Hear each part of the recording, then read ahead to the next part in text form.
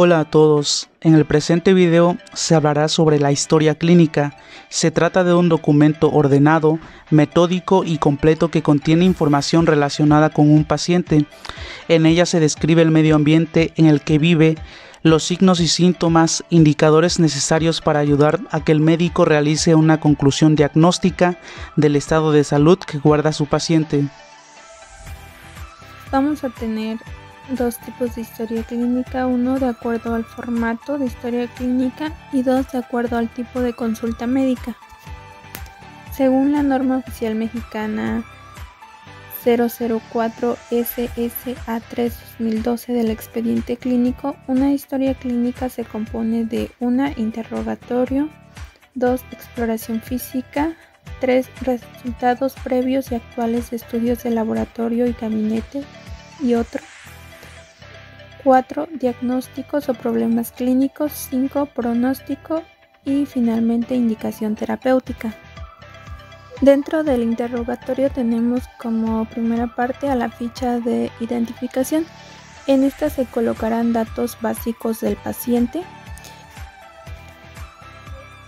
Preguntaremos su nombre completo, su edad, el grupo de sangre, si es donante de órganos, su sexo, su número telefónico, la dirección de donde actualmente reside, el nombre de un familiar responsable o de una persona responsable y su parentesco con dicha persona. En el segundo apartado tenemos antecedentes heredofamiliares. Aquí se le preguntará al paciente si alguno de sus familiares padece o padeció alguna enfermedad cardiovascular, endocrina, oncológica, pulmonar, renal, gastrointestinal, hematológicas, infecciosas, metabólicas. Se debe poner el parentesco que se tiene con dicho familiar y si vive o no vive.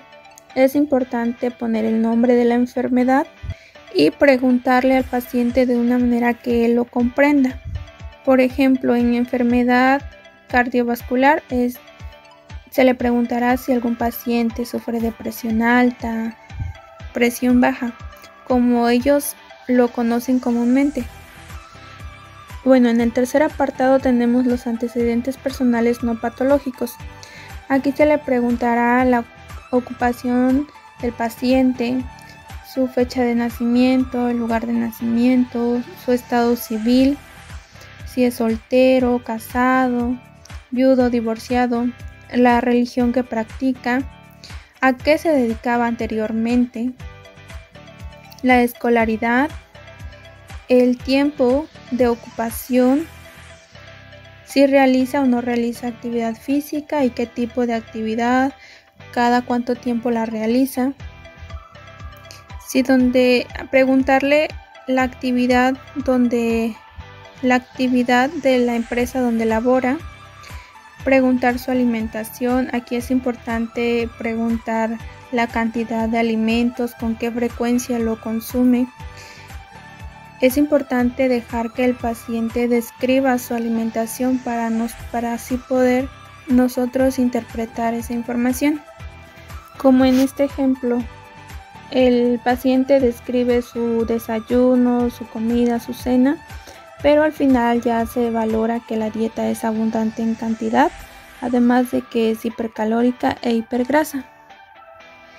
Y bueno, después se tiene que preguntar la vivienda, describir el material con el que está hecho, si habita en una zona urbana, rural, si es casa si la propiedad es de sus padres, con qué servicios cuenta, si tiene buena iluminación, ventilación. Y bueno, en la habitación donde duerme si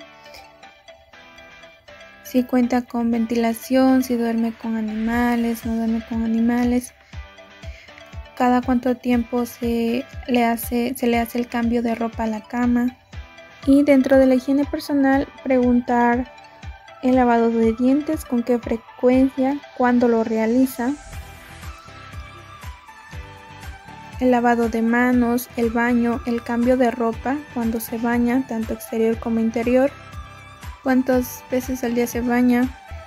Y en el siguiente apartado son los antecedentes personales patológicos. Aquí se le preguntará si ha tenido alguna intervención quirúrgica, si consume tabaco, alcohol, drogas o alguna otra sustancia dañina para la salud, si padece alguna enfermedad congénita, si ha sufrido intoxicaciones, si sí, con qué sustancia, si es dependiente de algún medicamento o alguna otra sustancia, si ha recibido transfusiones sanguíneas, si ha sufrido algún traumatismo, si padece alguna enfermedad propia de la infancia, cuántas veces o si ha sido hospitalizado y cuál fue la causa, cuánto tiempo permaneció hospitalizado. En el siguiente apartado es datos ginecobstétricos o andrológicos. En este caso son andrológicos y se le preguntó al paciente fecha o inicio de la pubertad. Bueno, y aquí se describe a los cuántos años y qué características fue presentando. Es importante colocar si ha iniciado su vida sexual, qué método de planificación familiar utiliza, el tipo de pareja, heterosexuales, homosexuales, bisexuales y cuántas parejas ha tenido. En el caso de la mujer ya se le pregunta la fecha de menarca, su última fecha de menstruación, el inicio de la menopausia, el ritmo de su menstruación. Y bueno, si se tiene una paciente embarazada o una paciente ya con hijos, se le pregunta el número de partos, datos ya específicos para ese paciente. En los datos perinatales, bueno, esto es específico para los menores de 12 años o en situaciones donde se requiera obtener estos datos.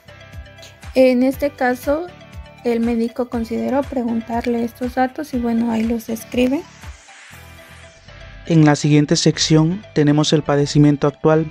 En él se recaba información sobre la razón por la que el paciente ha ingresado a la consulta, es decir, todas aquellas alteraciones patológicas que el paciente presenta.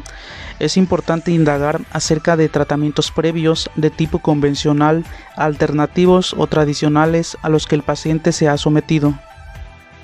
En la siguiente sección tenemos el interrogatorio por aparatos y sistemas.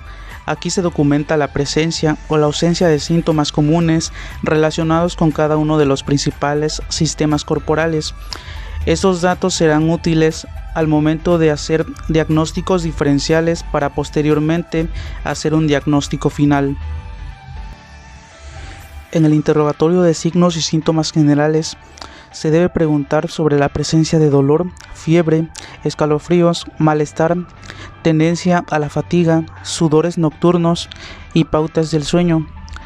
En el sistema respiratorio se debe preguntar sobre la presencia de dolor relacionado con la respiración, disnea, cianosis, sibilancias, tos, esputo, hemoptisis, sudoración nocturna, exposición a tuberculosis. En el sistema cardiovascular se debe preguntar sobre dolor o malestar torácico, edemas, hipertensión, infarto de miocardio previo, estimación de tolerancia al ejercicio, electrocardiogramas u otras pruebas cardíacas previas.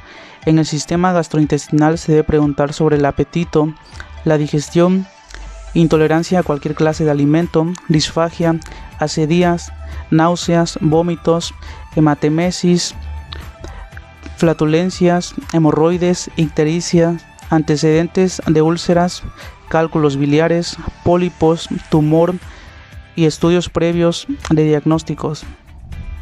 En el sistema endocrino, preguntar sobre hipertrofia o hipersensibilidad tiroidea, intolerancia al calor o al frío, cambio inexplicado del peso, diabetes, polidipsia, poliuria, distribución y cambios del vello facial o corporal.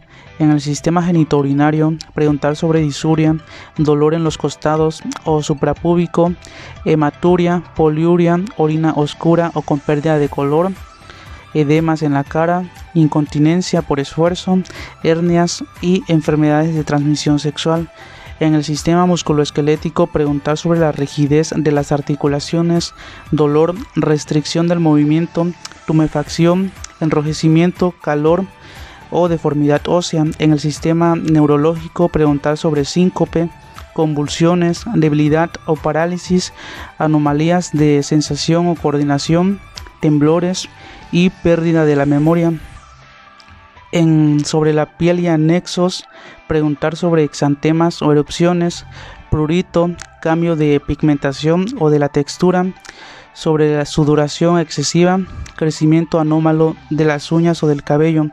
En la esfera psíquica, preguntar sobre depresión, cambios en el estado de ánimo, dificultad para concentrarse, ansiedad, agitación, tensión, pensamientos suicidas, irritabilidad o trastornos del sueño. Para el apartado de exploración física, primero se empieza con la somatometría. Aquí los datos que se deben recolectar son la talla, el peso, el perímetro cefálico, el perímetro braquial, el perímetro torácico, perímetro crucial izquierdo y derecho, perímetro sural izquierdo y derecho, perímetro abdominal, el perímetro anterobraquial de ambos brazos y cuánto miden ambas extremidades inferiores. También se deben de tomar los signos vitales y ya en la exploración por regiones, esta debe ser de craneal a caudal. Primero se hace una inspección general donde se observa el sexo del paciente, su edad aparente, la fascia que tiene, constitución, conformación, actitud, estado de conciencia, lenguaje, si hay algún movimiento normal y la marcha. Ya iniciando con la exploración, se empieza con la cabeza, que aquí va a englobar el cráneo, cuero cabelludo, cara y frente. Lo que se va a inspeccionar va a ser su simetría, el tamaño, integridad, la higiene, si hay alguna lesión o masa extraña, algún movimiento involuntario. Después seguimos con los ojos, que aquí se van a inspeccionar las pestañas, cejas, párpados, el globo ocular, el iris, la pupila, la esclera, la conjuntiva. Lo que se va a observar va a ser la simetría, el tamaño, si hay alguna lesión, el color, los movimientos oculares, los reflejos y la agudeza visual. Después seguimos con los oídos, que aquí se va a revisar la forma, su posición, la simetría, su higiene, si hay alguna secreción y la audición. Después en la nariz se va a observar su forma, cómo se encuentra el tabique nasal, la mucosa, el olfato y si hay alguna lesión. En la boca y faringe se van a observar los labios, las encías, el paladar, las amígdalas, la dentadura, la lengua y la higiene, cómo está la masticación y deglución y el sentido del gusto. Para el cuello se va a explorar su movilidad, las glándulas tiroides, las yugulares, el pulso carotidio, la sensibilidad, el volumen y si hay alguna masa extraña.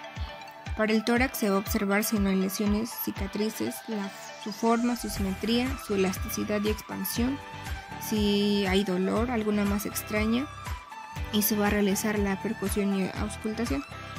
Para el abdomen se va a observar su forma, el aspecto del ombligo, la coloración, cicatrices, si hay cicatrices, lesiones, circulación colateral, si hay dolor, masas extrañas, los ruidos hidroaéreos, la percusión, se va a explorar la sensibilidad y se va a describir lo que se obtuvo de las maniobras de exploración. En los genitales, aquí se va a explorar según lo necesario en cada caso. Para las extremidades se van a evaluar ambas y se va a observar su coloración, pulso, sensibilidad, aspecto, movilidad, tono muscular, si hay dolor, rigidez o deformidad en las articulaciones. En la columna vertebral se va a explorar el rango del movimiento, si hay alguna deformación, dolor o masa extraña. Y ya para el sistema nervioso se van a explorar los nervios craneales, el estado mental, el sistema motor, los reflejos, la función sensitiva. Y ya para el sistema tegumentario pues se va a explorar más que nada su aspecto. En la siguiente sección vamos a plasmar los resultados previos y actuales de estudios de gabinete, laboratorio u otros análisis. En la siguiente sección vamos a tener la terapéutica empleada y resultados obtenidos. Posteriormente tenemos que redactar el diagnóstico o problemas clínicos para finalmente culminar con el nombre completo del médico, su cédula profesional y su firma.